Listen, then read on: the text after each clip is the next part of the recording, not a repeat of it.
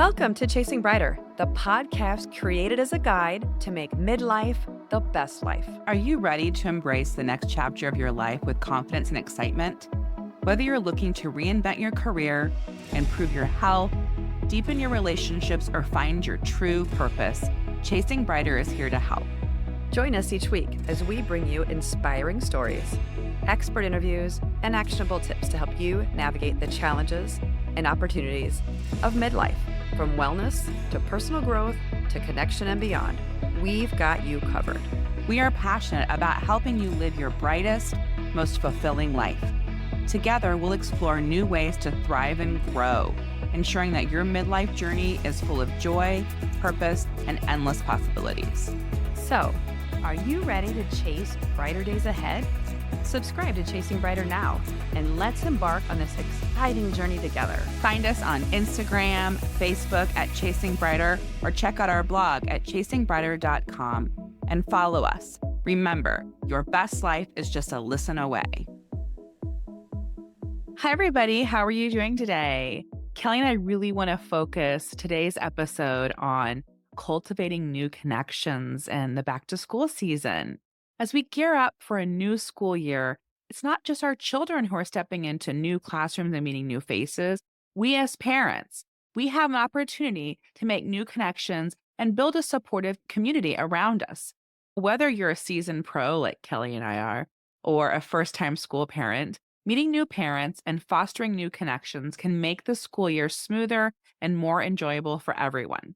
At Chasing Brighter, we truly believe that connection, whether through casual interactions or deep, meaningful relationships, is fundamental to our happiness and well-being. So we really want to explore practical tips today and strategies for meeting new parents and creating a supportive community.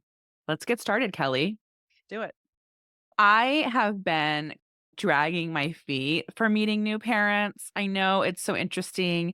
I have a 7-year age gap between my oldest and my youngest. And so I met all of my friends with my first 2 kids who are about 2.5 years apart. And then comes little Giovanni, and I'm like broken and tired. And I'm like, my village is closed. I did the PTO president. I did all the things. And I haven't been room mom. COVID changed all that stuff. And so this year I am really focused on volunteering and trying harder. How about you? So I think my journey's been interesting.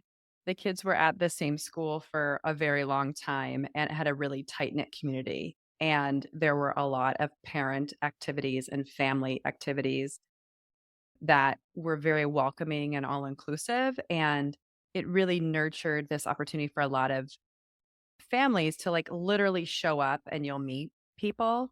And so that really formed a foundation for me. And I always felt that was something that everybody had, but it's not, Yeah. right? It depends on the school. It doesn't matter if it's private or Yeah. public. It doesn't matter about anything but just the community. Fast forward to what will be 3 years ago when we switched to a different school. It's a neighborhood school. And honestly, same thing. Yeah. Maybe just the neighborhood we live in really does foster the community. But I came in late to that, right? Because I didn't have the history with everybody. And so jumping in that way was hard, is hard. Wes started at 7th. It was 7th and 8th grade for him. So like his group of people or his friends, he didn't get a chance to really establish close friendships. And I didn't get a chance to really know a lot of the parents very much. I loved everybody I met and I really enjoyed chit-chatting and getting to know a lot of them. And some of Yeah. them, if you're out there, shout out to Kim and one in particular parent who is awesome. And I know she listens to our podcast. Yeah. She has an amazing store here in our neighborhood called Neighborly, but she was one of the people that I would say I met that way. But you don't have as many social activities when the kids are older either, right? You're not Yeah. going to birthday Yeah. And I parties and think, play dates and right. And I think post-COVID is weird because similar, just because of the ages of my kids, we sent our kids to Montessori for pre-K and my middle stayed there through 2nd grade. And so for a good 8 years, we were really tapped into that community. And then when my kids transferred to a K through 12 charter school, it was 2019. So then COVID happened. and then getting Yeah. back in the classroom. So I was all up in the classrooms in 2019 fall, and then it was like shut down. And then getting back into the classrooms, what our school did was it was like no volunteers. And then if you were members of the PTO, you could volunteer. And now you need to be fingerprinted. And so I'm not, I support those decisions, but that's hard for me to drive and go to a place and go get fingerprinted. And so I just feel like there's just been some more obstacles these last right now it's going on 5 years. And that's why I'm really trying to make an effort because you're right. And it's easier when they're younger because they're old, right? There's like, they need less of a ratio, right? So they need way more volunteers. So they need parents in the classroom. But as is in my case, some of this for your kids, then the classrooms, my kids started kindergarten, it's about 20 kids. Then 25, then it's 30. Get to like fifth, sixth grade, where we are, the classrooms get up to 35, but the ratio is different and they don't need the help either. And I think that really taps in to our tip one, right? Which is Yeah. attending school events and Yes. activities to engage with other parents and making it a point to especially join the PTA or PTO where you are, school fairs, events or opportunities to meet other parents. And those parents are also interested in being involved in the school. Yeah, I think check yourself and like who you are and what's your personality type. You and I are pretty outgoing. It's easy Yeah. for us to meet new people and we can throttle, right? When we want to be Yeah. chatty and meet people versus when we don't. If you're not a person that feels comfortable in like social situations, volunteering is an amazing way to get involved in that. Sometimes the volunteer opportunities is like you showing up and doing a job. So Yeah. it allows you to, it takes the pressure off of you having to like have small talk. An example is like the kids' school that does like this gift shop thing and you Yeah. volunteer to like wrap gifts or you volunteer to run a table to like, give out tickets or Yeah. coupons or something. So in those cases, you don't if you don't feel comfortable socially so much, that's a great way to get started. Maybe you observe that your kid's talking to one kid and maybe you see the parent is like, "Hey, I'm Bob's mom," whatever it is. Um, those are some little things, but I think really leaning into that. In fact, Wes is starting high school this year and I plan to volunteer. I was thinking too that when you have a transition time with school, it's almost a great opportunity to reset too. So for me, I'm going to take an opportunity to reset and Yeah. get involved because I do think that sometimes if you come in a little later into the game, while it's perfectly fine and maybe that works for me, I find that it makes it a little harder for me. So if I start while Wes is a freshman and there's gonna be other freshman parents who are also newbies, then I don't feel like then I think that Behind or whatever. You yes. know why? And I don't think it's like a rude clique, but everyone made friends, right? Everyone, like I was talking about my village being closed, right? So they all went to school, kindergarten, first, second, fourth. They've been together. Now, a lot of those parents, which is my experience, yours as well, with the families that we met when our kids were in preschool, right? Those are like our Yeah. super close friends. And so Mhm. those are my super close friends. So they like vacation together, they do everything together. And you're like, hi, I want to help whatever, and they're, like, talking, and it just doesn't feel maybe as, like, welcoming, so it feels like you're a little behind.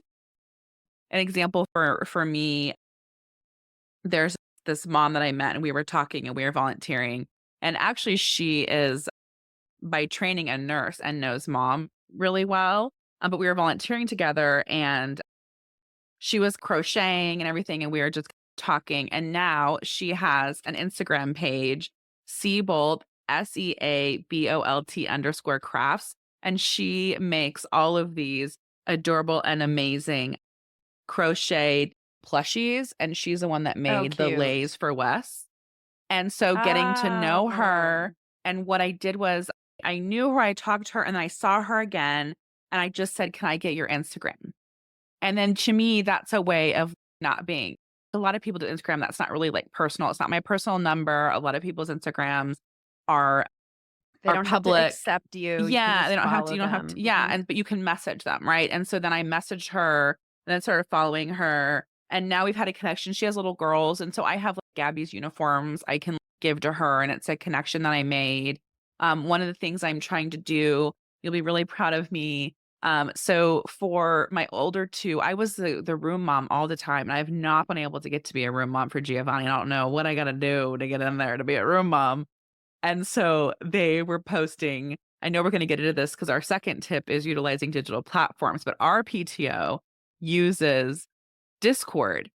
And so I am Oh, like yeah, yeah, all yeah. up on Discord. I am invested. 2024, Jessica is going to be in that school volunteering. And I'm like stalking Discord. And they were like, we need Giovanni's going in fourth grade people to for the fourth grade class to make copies like on a weekly basis. And I was like, I like immediately I was responding. I've got all the dings from Discord. I will do the copies for fourth grade. I'll be there. I will do that. And I'm like rearranging my entire schedule because I remember doing that for Gabby's classroom. You're not talking to anybody. Like I literally would go in, the teacher would give me a stack of papers and tell me what to make, and then I'd go, make copies. But because of that, I ran into another mom and we were talking about my daughter being in Girl Scouts, and her daughter joined my troop, and she's been in my troop for 5 years now, just because she was another mom making copies and what that can lead to Yes. just by making Yes. copies. And you're Yes. I not agree. I helping agree. kids, you're not working with kids, you're just put your head down, you're just like collating and laminating and whatever. But I have learned by doing that, you get in the know on the classroom, on what's happening, on what the teachers are doing, who your kids' friends are, what's going on. And so anyway, I'm very excited. I got in to be the fourth grade copier. So it's working, it's working. Yeah, I do find, there are a couple of kids in Beckett's class now that if they're the oldest or you have a really overbearing parent who just wants to be with their kid all the time or they don't trust, like, the parents who's maybe one of them is a cop, always on the field trips. You're never getting into a field trip because they're gonna be in there. You have parents who are like, it's their only child, so Yeah, they're, like, all in, and they work from home or something. So I started to see the pecking order in Beckett's class, and I was yeah, like, "Okay, I fall down here." They are yeah, all very lovely. I definitely got myself involved early on when I first joined the school, Jess, and it was like, "We need volunteers for X, Y, and Z." I did all of them, yeah, and then the following year, nobody was asking, and I found out that there are the clique of moms who, like, do all the things, yeah. and there's no ask. And, They're already so these what you people. gotta do, okay, if you guys are listening, you got your notebook out, you're taking notes in this episode because you were like, "I'm doing it," okay?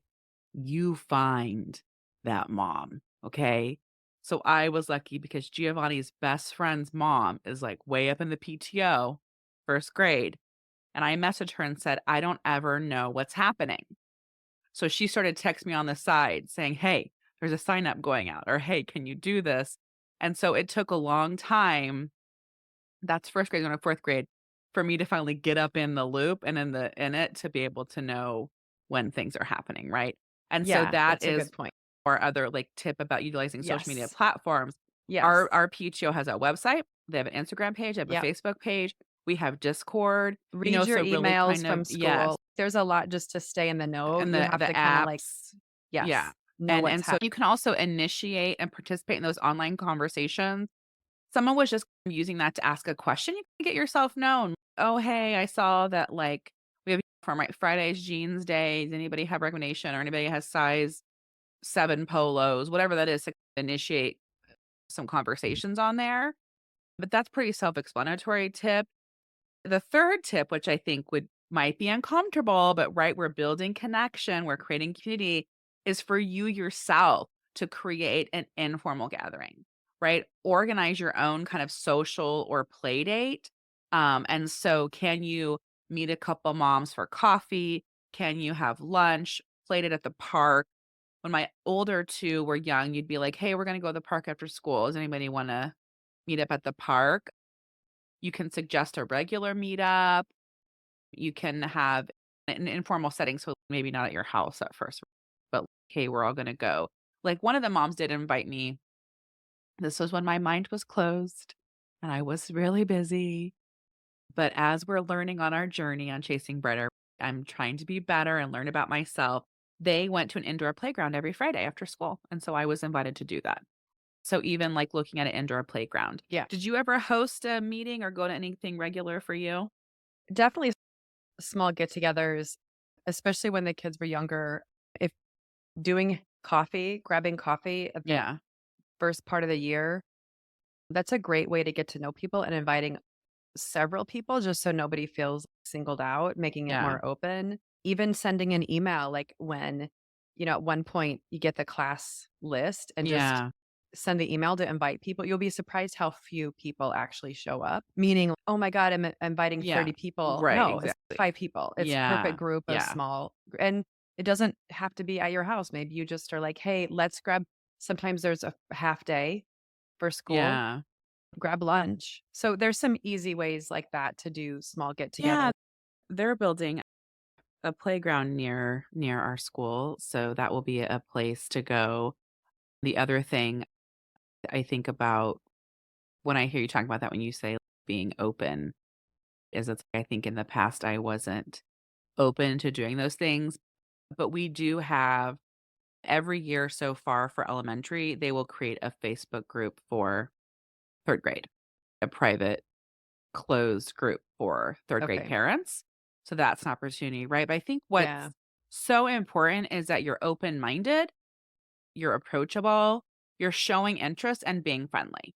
I wanna go yeah, going back to the tip about creating informal gatherings. Yeah. I think a fantastic way in Chicago in particular is once in a while, maybe you take off work early to pick up the kids after school, hang out by the playground. If you have school-age kids, Yeah. that's a really great way to meet other parents is just hanging out for the playground, like 5, 10 minutes. I think that's where Yeah. a lot of connections are forged with parents. And then I think from that perspective on high school, I think that's where it gets a little more challenging, but you have high school activities. You have football games or basketball Yeah. games or things like that that maybe you're attending, you're volunteering, and that sort of starts to create another way for you to have more of a social, organized, Yeah, this is the first component. time we've been trying so because we're K through 12, we have, like, elementary and then we have secondary, and so secondary is 6 through 12. So, actually, they've been maybe because our school is a newer school, this is the 8th year of the school, right? So, some of those people that started when their kids were kindergarten, now they're in secondary.